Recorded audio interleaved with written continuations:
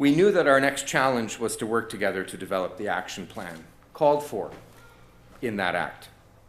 Thanks to your work, we are here. The timeline was ambitious. That ambition was yours. Indigenous leadership pressed us to work together to deliver an action plan in 2 years. And C-15 at the time was amended to do that. And we made it. And we made it.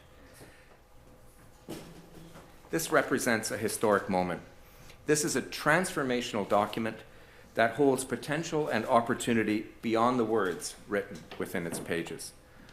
The action plan reflects the diverse voices, perspectives, and priorities of First Nations, Inuit, and Métis.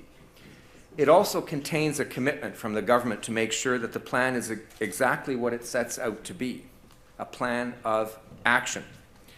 It represents a critical step towards recognizing, promoting, protecting, and upholding the human rights of Indigenous peoples in Canada. As the action plan itself makes clear, it's not a static document, and it's not a perfect document.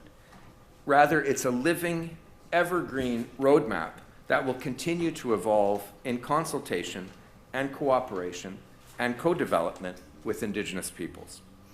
It will help us set a better, healthier, more equitable course that benefits all Indigenous peoples from coast to coast to coast.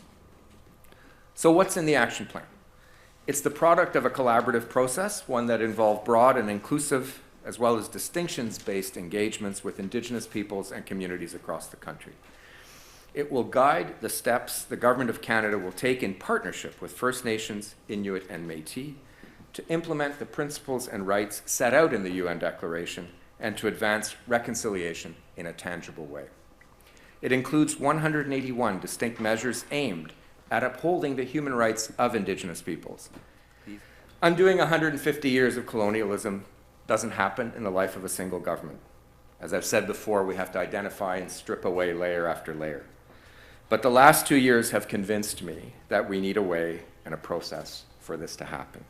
I believe the action plan is a roadmap, a first roadmap that we're looking for. And through it, together, we can move forward in the spirit of lasting reconciliation and healing. We can finally begin to walk the path that we should have begun 150 or 200 years ago. These kinds of sacred moments are essential as we walk this road of reconciliation together. I want you to know that not 100% of First Nations are in agreement with the UNDA. Some are even in disagreement with the UNDRIP itself because it doesn't honor the sovereignty of First Nations, that sovereignty that was required to enter into treaties that settle this country. However, the majority of First Nations have supported this process, and Regional Chief Terry Chiji will speak to that. We are on a long road together, what I call the healing path forward. And before we see the meaningful change to strengthen those historic treaty relationships between First Nations and the Crown, we have to walk these roads together with deep respect for one another. And I believe that we have that commitment with this government.